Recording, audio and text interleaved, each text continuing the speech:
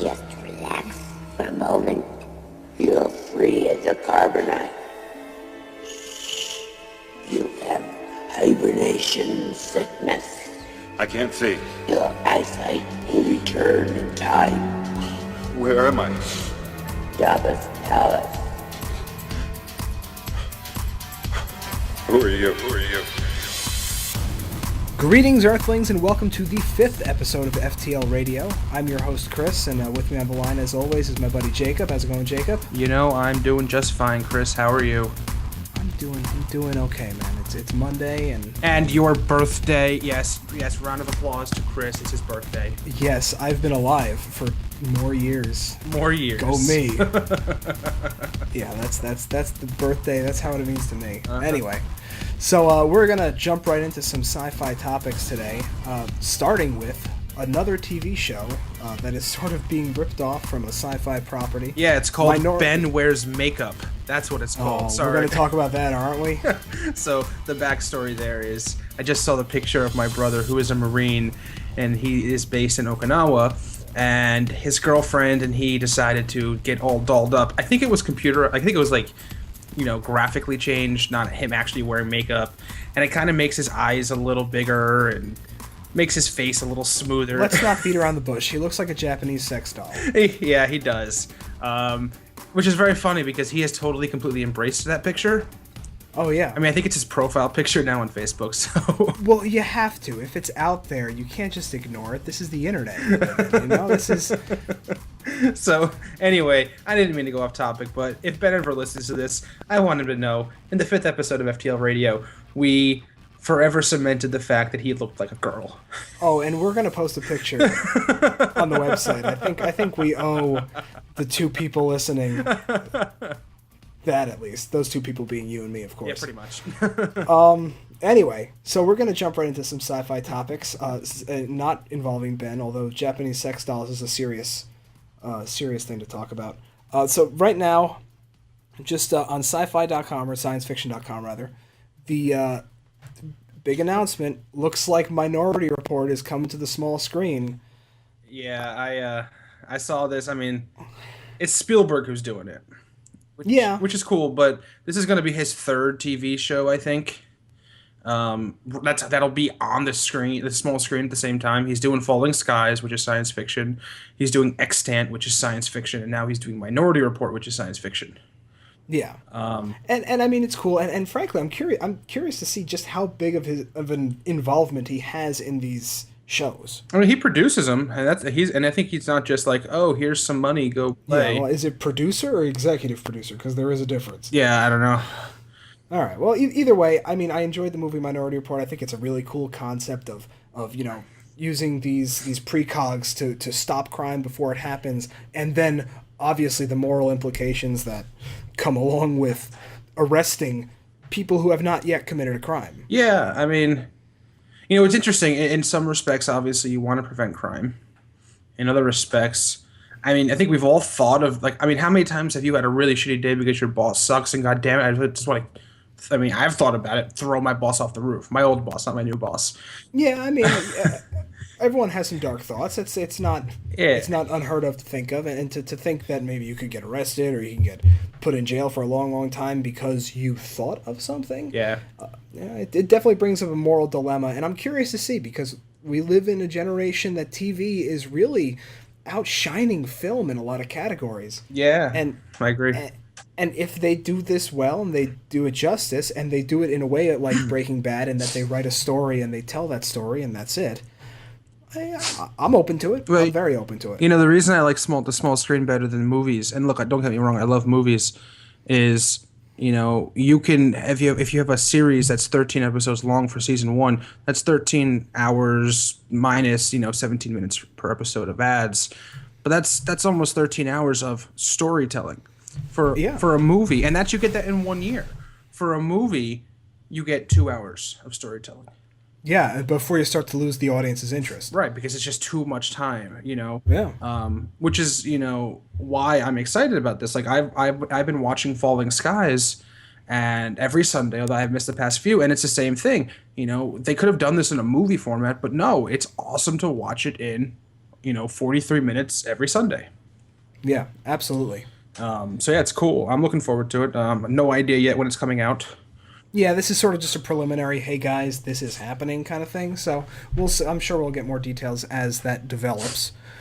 But not really too sure. But I mean, it would not be a science fiction podcast until we talked about, pause for dramatic effect, Star Wars. That's right, of course. Star Wars. It's always, Well, I mean, always Star Wars. come on. Star Wars is the reason you and I even got into science fiction to begin with. Well, and that's the thing, is that it's going to come up every week, most likely. And when it does, please don't be upset, because it is really that big of a... It's a big deal. Star Wars is, like you said, a big reason that a lot of people are even into what we're into. Right. And that's one... I mean, I don't know if I'd be sitting here doing a science fiction podcast if I didn't see A New Hope, 100 billion times. Yeah. That's actually a little low. It's a low estimate. Yeah, it's been a lot. Yeah. But anyway... So the news and basically, all of this and everything we talked about last week, on the podcast with the other, spoilers, is it's unconfirmed rumors. A lot of this is coming from the Latino Review. They said they have multiple sources saying this stuff. Who the hell knows if it's true? But it's talking about the return of someone who, I mean, and granted, unless you see the body, are they really dead? But they're and this is sort of spoiler-terry, so if you don't want to, and we don't know if this is even true or not, but if you don't want to hear it, please fast forward, I don't know, about 5 minutes or so. It'll probably be how long we talk about it. Anyway, they're thinking that the return of Emperor Palpatine is inevitable at this point. yeah, which, for the record, does happen in the expanded universe. He does come back. Oh, okay. See, I didn't know that. Yeah, basically, and it's been a while since I think I don't know if I read it or just read about it on Wikipedia, but basically, his existence or his mind, it's like the Emperor reincarnated is kind of the concept of it. Okay. So basically, according to these sources that the Latino Review has found, he will be in both episodes 7 and 8. And while he's not going to be the main villain, that's going to be, the Inquisitor.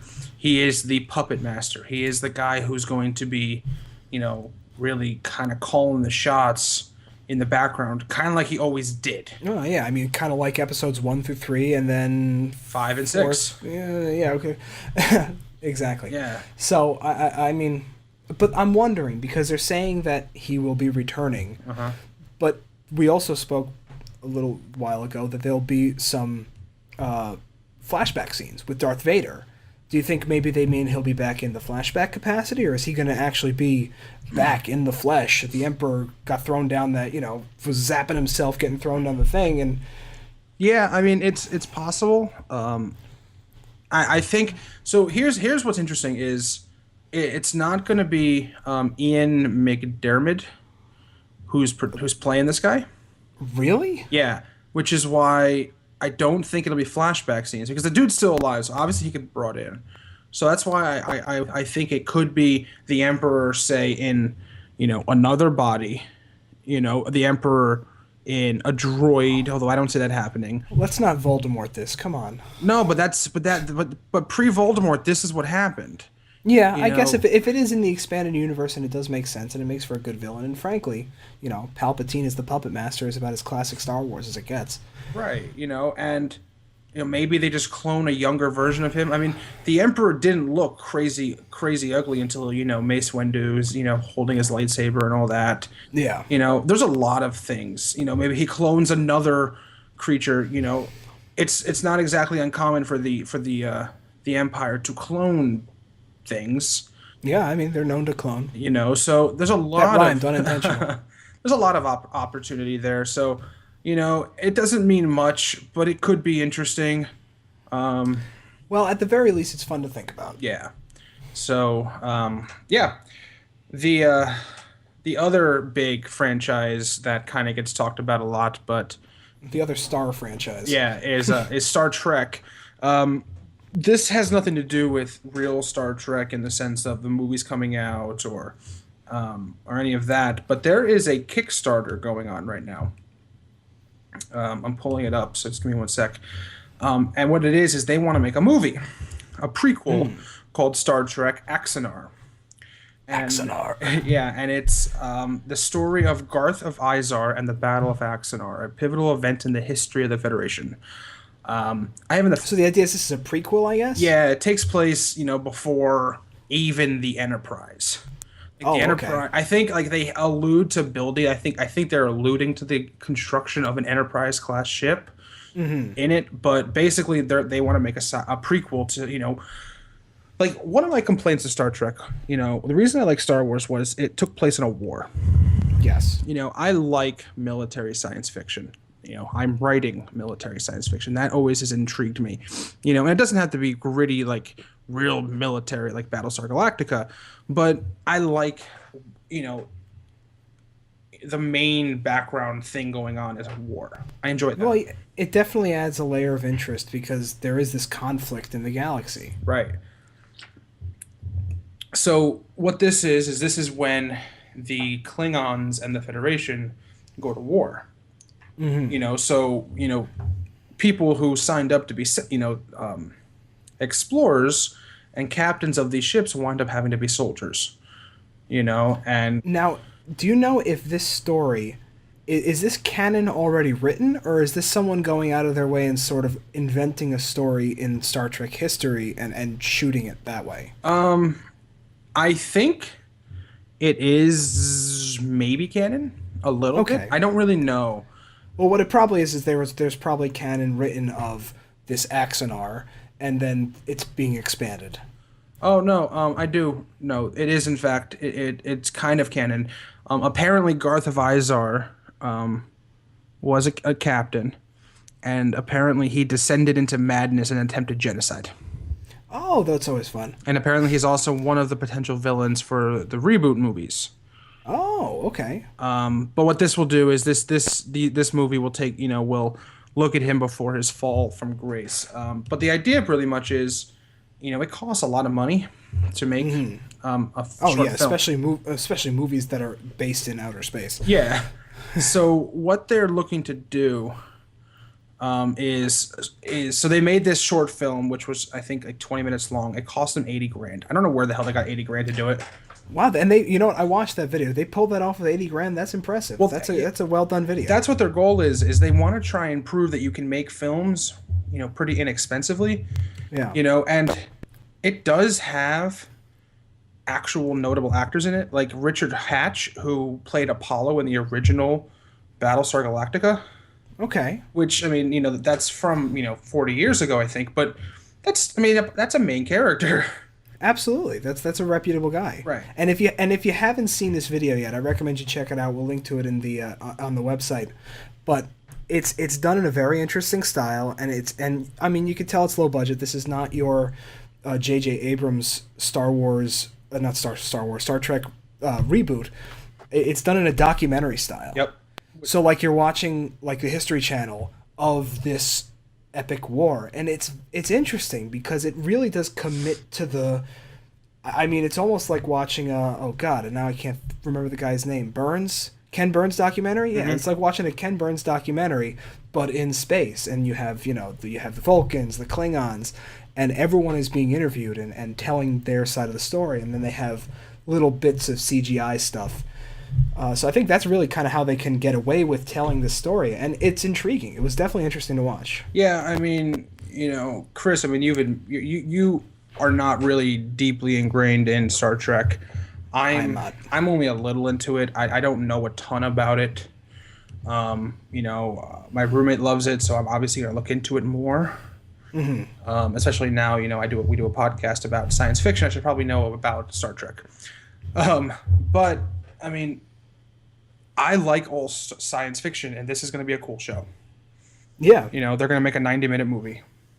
Well, and especially because of the way they're doing it. It's not the run-of-the-mill thing. And it is something that, well, frankly, I don't know what their goal was, but I heard that they already tripled it. Well, they've exceeded it 3 times over. Yeah, so their goal was $100,000. And basically that was phase 1 for construction. And then, they were going to have to raise more money and, do for the next phase and, more money for the next phase, and basically, Well, they might have the first three phases already well underway. well, it sounds and that's the like. thing is, what they said is, to do this, it's going to take about 3 weeks and cost roughly between 650,000 to 750,000. I mean, that's how much movies cost. That's a very low end in terms of a feature budget. Oh, without a doubt, they raised $638,000. Wow. Yeah, so they've definitely hit their mark. They are going to lose some of the money, obviously, because Kickstarter takes, I think they take something like 20%.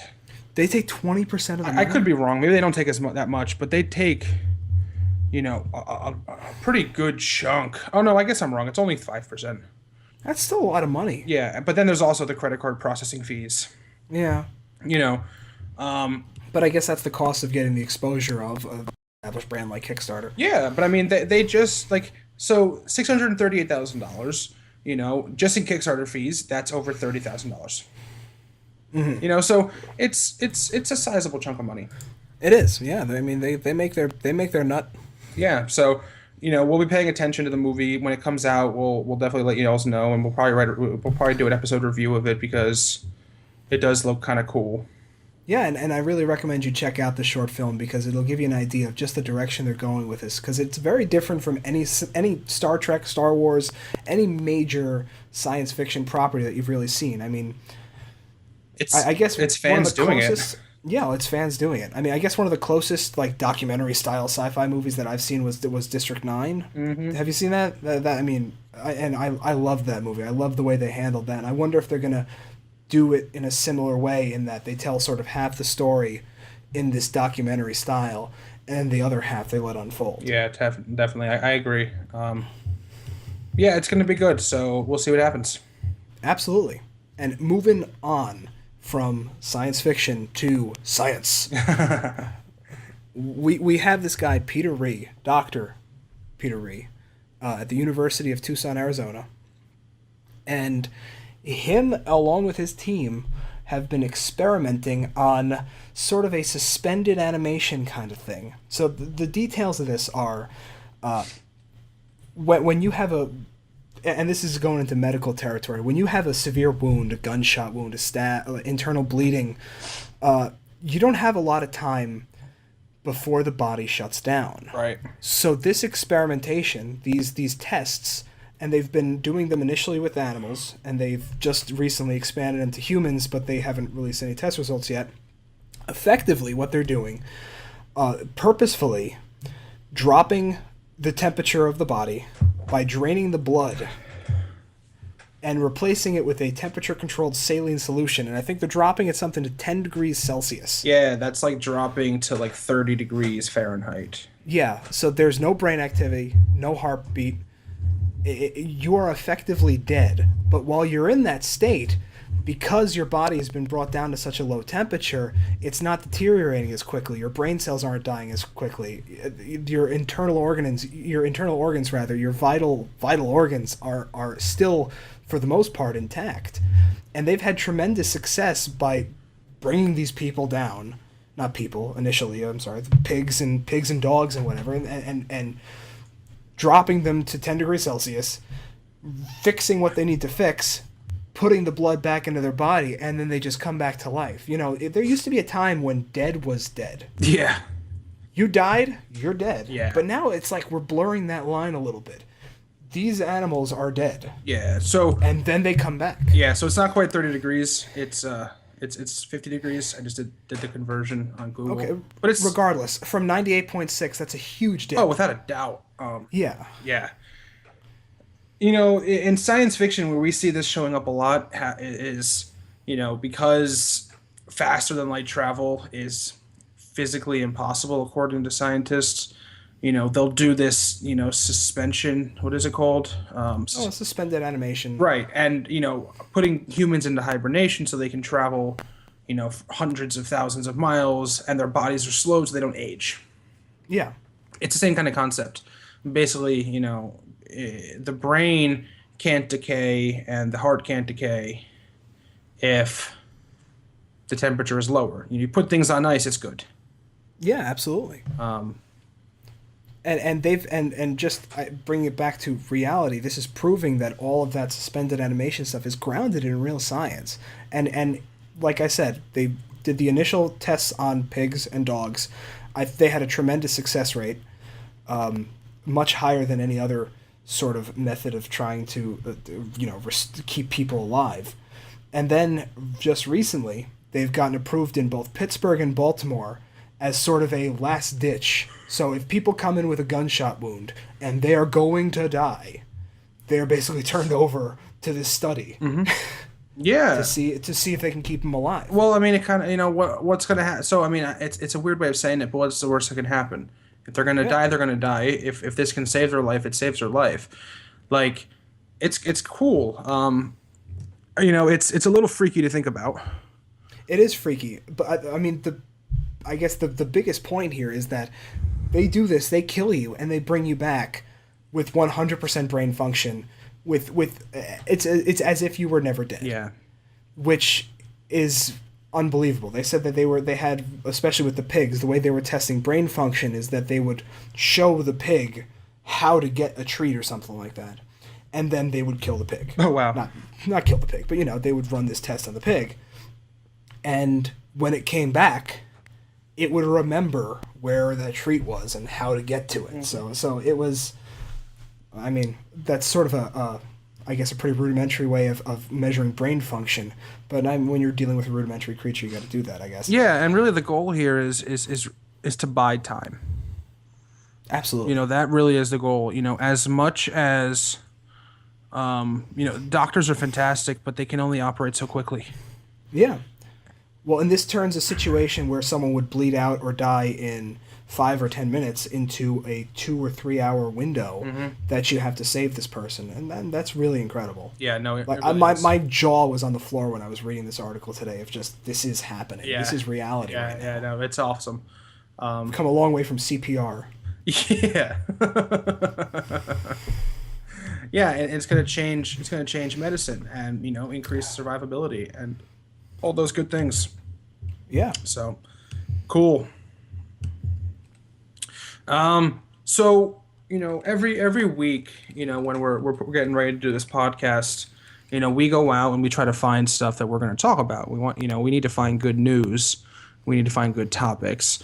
And Chris and I happened to get into a debate about something, and then decided to put the debate on pause because we were going to decide to do it on the podcast. Yeah. And that has to do with, the concept of, Marvel has succeeded at, or Disney really has succeeded at making superhero movies. They've got it down to a science. But I wonder if they don't have the science down to make superhero movies, but they have the science down to make any kind of movie with a superhero. And Now go on. like, for example, I was reading an article, and this person suggested that The Avengers is not a superhero movie. The Avengers is a movie about alien invasions with superheroes in it. Captain America is not a superhero movie. It is a war movie about World War II that happens to have a really tough dude killing Nazis. Guardians of the Galaxy is not a superhero movie. It is a space opera / space western with a superhero in it. Yeah. And I wonder if that's how if that's how they're doing it, is that why we haven't had Burnout yet? I don't know.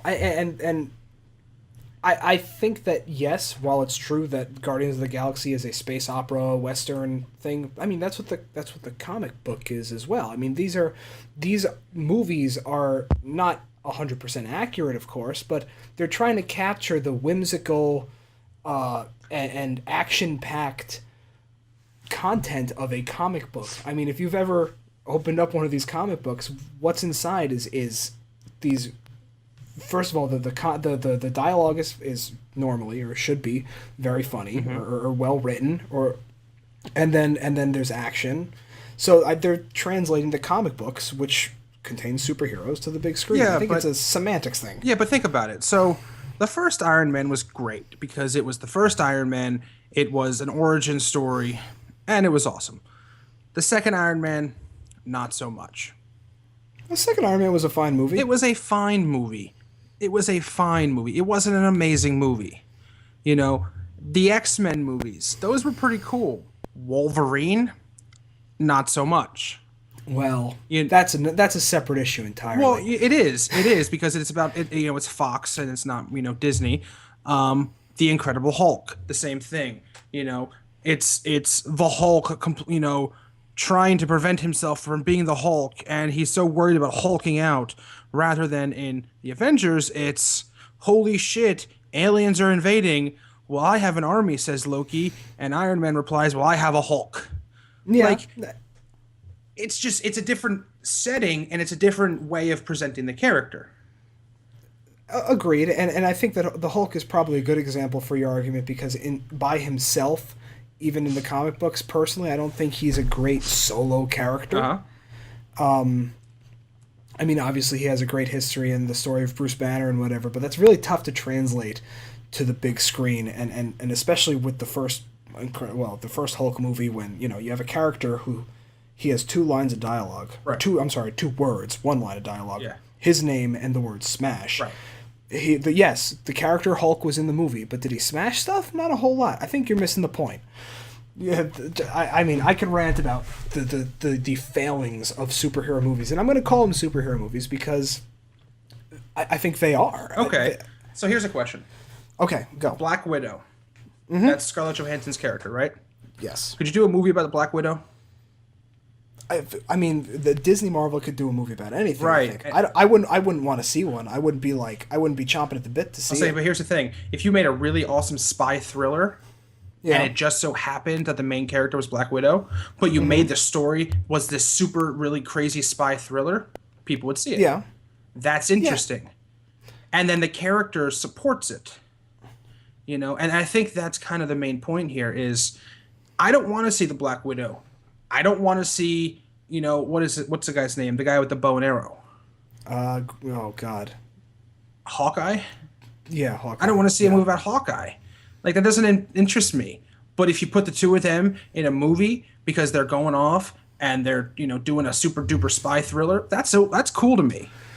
Yeah, see, in my opinion, I grew up with the comic books. I grew up with the superheroes, especially with the X-Men movies, and there are some that I can definitely omit. X-Men Origins Wolverine being one of them.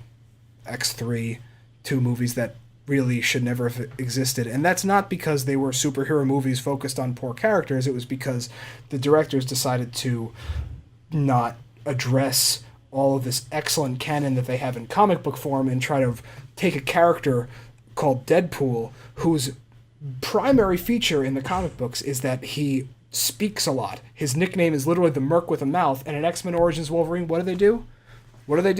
Jacob, what do they do? They shut him up? They sewed his mouth shut. He is a character who is renowned for being witty, funny, insane, and that is his hook, and they took his hook away. So, I mean, I guess I'm sort of ranting about a different topic here. No, and this is what happens when you get me talking about it.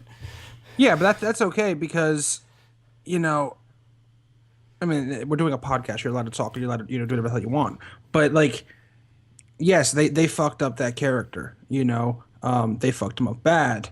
But once again, the reason that movie was like X-Men wasn't so good was let's follow Wolverine. Let's follow Wolverine on his depressing life.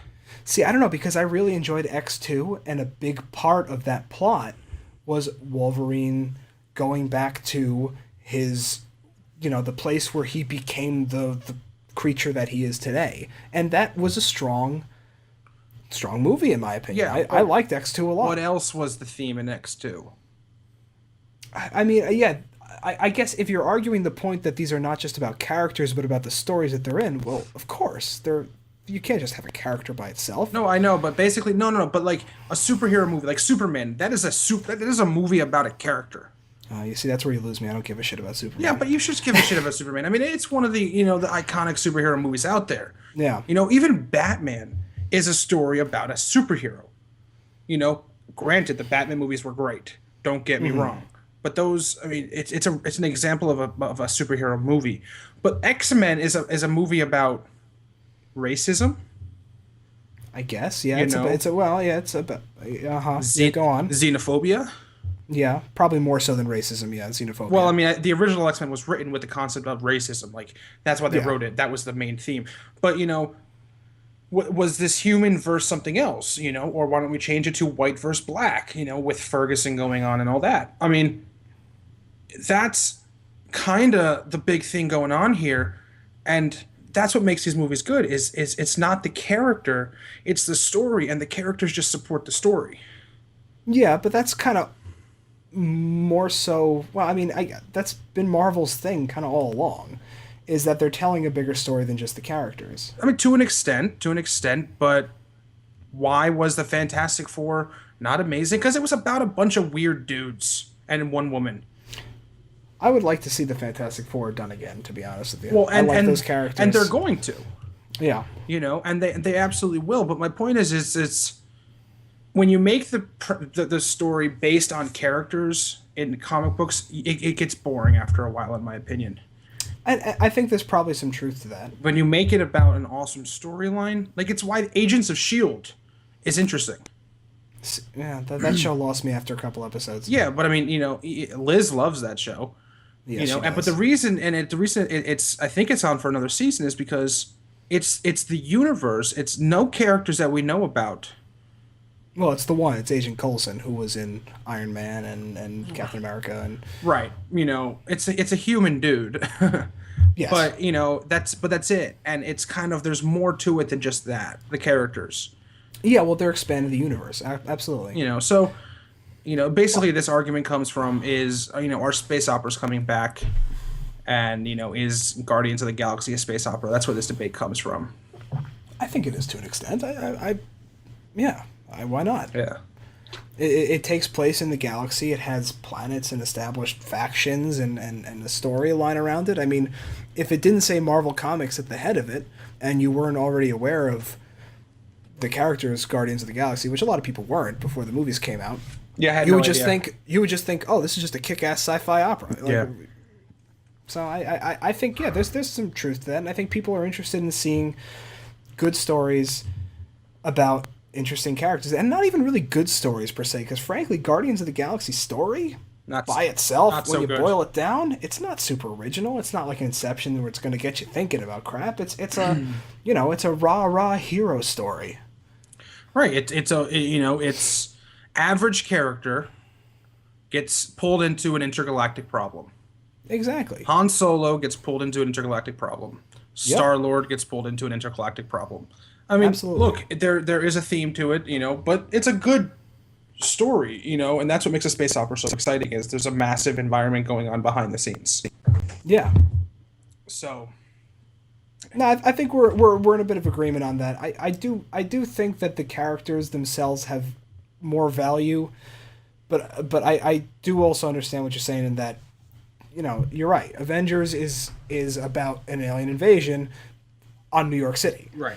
That event that gets quelled off by these superheroes. So the superheroes are definitely still a big part of it. Absolutely. But the overarching story, I mean, the city itself is a character in that movie. Right. I mean, and there have been successful alien invasion movies, with non-superheroes.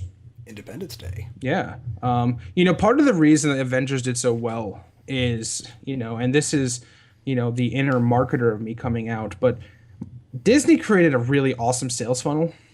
Oh, yeah. I mean, they released Captain America, Thor, Iron Man 2, Thor 2, all these movies that were meant to get you hooked on these characters, and then they said, and now we're going to have like an orgy of them.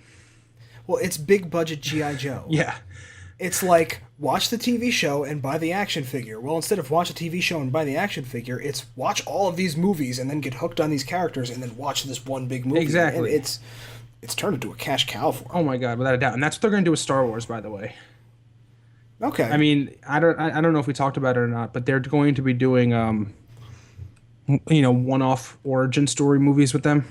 Yeah, we went into that a little bit, and I sort of expressed not my disinterest, but my sort of worry. Yeah. That because, I mean, I do like the Marvel movies and I like the Disney movies a lot, but at the same time, I feel like the movies become less special when you release them. Well, I mean, often. I did a little reading to try and find out who the characters are going to be, the first two standalones, and it looks like it's going to be a young Han Solo Okay. and Boba Fett. Oh, who do you cast as young Han Solo? I mean, there are a lot of people out there that you can cast. I have no doubts they'll be able to figure something out. I mean, Oh, me too. I'm just curious. I mean, I don't know. I was going to say, who would make a good Han Solo was Joseph Gordon-Levitt, but I was like, nah, I take that back. Yes, please take that back. I mean, not that no disrespect to the guy, but he's not so much a smuggler. Yeah, that's true. It's not like he didn't make Bruce Willis look like a bitch. You gotta go there. Yeah. You gotta hurt my feelings. I gotta hurt your feelings. You know I love my Bruce Willis. I know. But yeah, so you have an intro to, which is kind of a cool story. I'd love to find out how, he was an Imperial pilot and then he saved Chewbacca and then he became a smuggler. That's cool. Yeah, well, it's a backstory that, how many people are interested in Star Wars? That's how many people are interested in Han Solo's backstory. Yeah, and then here you go. Think about this. So you do one movie about, Han Solo. You do one movie about, Boba Fett. Right? Maybe you do another movie about Han Solo. Maybe you do another movie about Boba Fett. And then you do a movie about Han Solo versus Boba Fett. Yeah. Which is possible because if they run in the same crowd, they're going to run into each other. So that's kind of cool. I mean, I have no idea if that's going to happen or not, but that could be another way because these standalones are not going to tie into the trilogy. Mm-hmm. So, anyway, went on a bit of a tangent there. Oh, it's okay. Well, it's a good spot for tangents, but I think ready to go into a pretty interesting topic and sort of our first real holy crap, we're an actual thing moment. So you, Jacob, and good on you. You discovered this book John Scalzi's writing called Locked In. Yeah. To give a brief synopsis, in the future there's this disease called Hayden's disease, and it effectively most people that it affects, it just gives the flu or they just get some weird symptoms. But to a small percentage of people affected by this disease, they get what they call locked in, which is the name of the book. It's called Lock In. And this disorder effectively makes their human body aware but useless. Yeah, they can't move at all. Yeah. And Jacob actually reached out to the publisher and said that we'll be discussing, the first 5 chapters are available online if you guys want to read them. We'll put a link to that in the podcast, the webpage rather. But we were curious in sort of getting our hands on the rest of this book and doing a proper review of it. So he reached out to the publisher, and it looks like we're going to get our hands on this book to go for. Yeah. Yeah. So it's exciting. Yeah. So I mean, we've both read the 5 chapters, and John Scalzi. I mean, he's a Hugo Award-winning author. He's written a ton of awesome science fiction books. One of it, which is Old Man's War. We talked about that a few weeks ago, making it into a TV show. And it's interesting. This is a science fiction book, but it's like a science fiction crime book. It really is, yeah. And it's got that interesting layer of how, because the events of the book take place years after this condition has been discovered, and it's just become a part of humanity at this point. There's a certain percentage of the population that are locked in. Mm-hmm. They're called Haydens. And the main character is an FBI detective who is effectively, and I really like that they did this, and I thought it was very clever. I guess the locked in people use some sort of an android bodysuit. Well, some of them do. Some of them do. But some of them use integrators. Yes, but that's more into the story. But anyway, what I enjoyed was that they nicknamed these android bodysuits Threeps. Like C-3PO. Yeah. I thought that was really cute. It was. It's funny. And, as you were saying it made sense to me. I didn't get the feeling. I had no idea what these were. Yeah. Like, I knew that Chris Shane is has Hayden syndrome. I know his body is at home. But I wasn't sure if it was an integrator, which we'll talk about in a second, or if it was an android. Yeah, and it took me, they don't really explicitly say it. They use a lot of the lingo of the world, and they sort of go into exposition sort of on the side and catch you up, which I think is the right way to do it. You don't want to hit them over the head with the exposition. Agreed. You let them figure it out for themselves. Agreed. But yeah, so basically, because of this Hayden syndrome, they're unable to move around. So what they'll do is they'll use an integrator, which basically means someone who's locked in can borrow their bodies. So if I was locked in, I could borrow Chris's body and I could walk around. I could eat food. I could do anything using that body.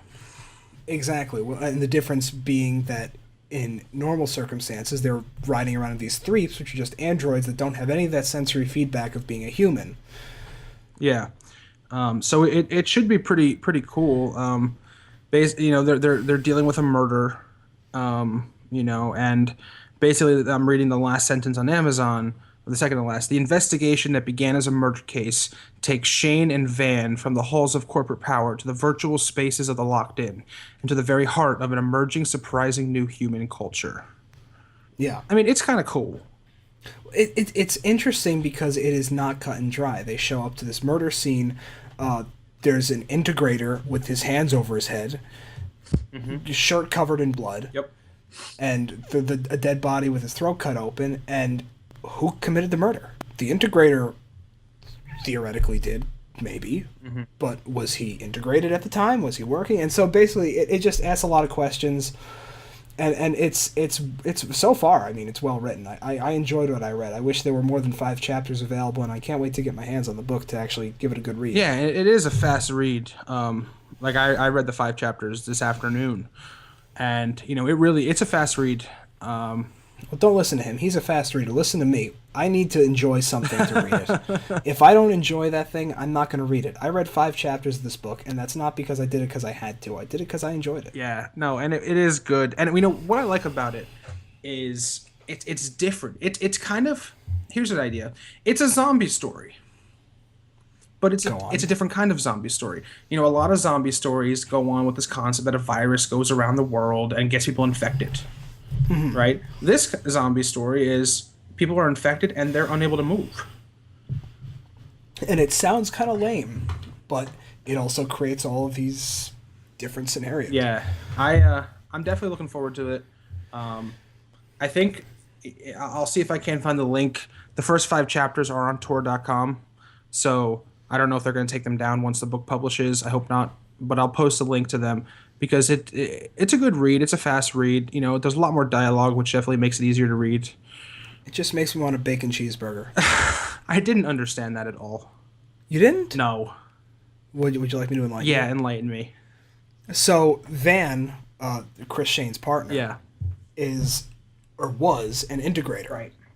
And so she goes into the interrogation room and tries to plead tries to make nice with this other integrator who's not talking about the murder he was just near or maybe involved in. Right. And Van starts off the conversation by saying, bacon cheeseburger. Because every time I would get integrated, the first thing that they wanted to do was get a bacon cheeseburger. Every time. Because these people are locked in. They don't taste food. They don't have sensations. They don't have feelings like that. So what's the first thing they want to do? They probably want to, go get a hooker and eat a bacon cheeseburger. Yeah, probably. I just thought that was just really, really kind of...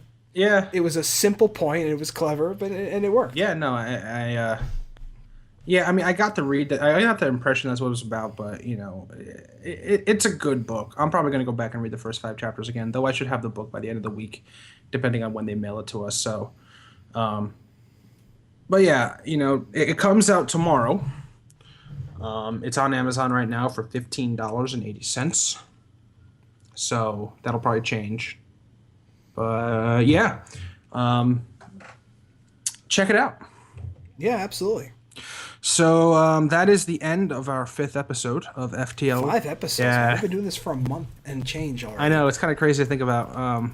Oh, and just a side note, for my birthday, I went and bought myself a bottle of Basil Hayden, my favorite bourbon, and I just giggled at the fact that it's Basil Hayden, and we're talking about Hayden syndrome. So, I think that's why you bought it.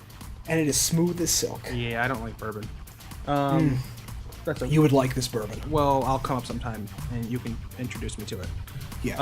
But yeah, so 5 weeks of FTL Radio. We've done 5 episodes. We are on iTunes, and we are on, Stitcher? Stitcher. Please, if you have iTunes, go over and check it out, and give us, 5 stars, and say we're awesome. That helps. I think Stitcher has the same kind of a system where you get reviews. Yeah. We're on Facebook, Facebook.com/FTL Radio. We're on Twitter, Twitter.com/FTL Radio. So, yeah, that is the end of our 5th episode, and thank you so much for listening. Thank you all so much for listening. We are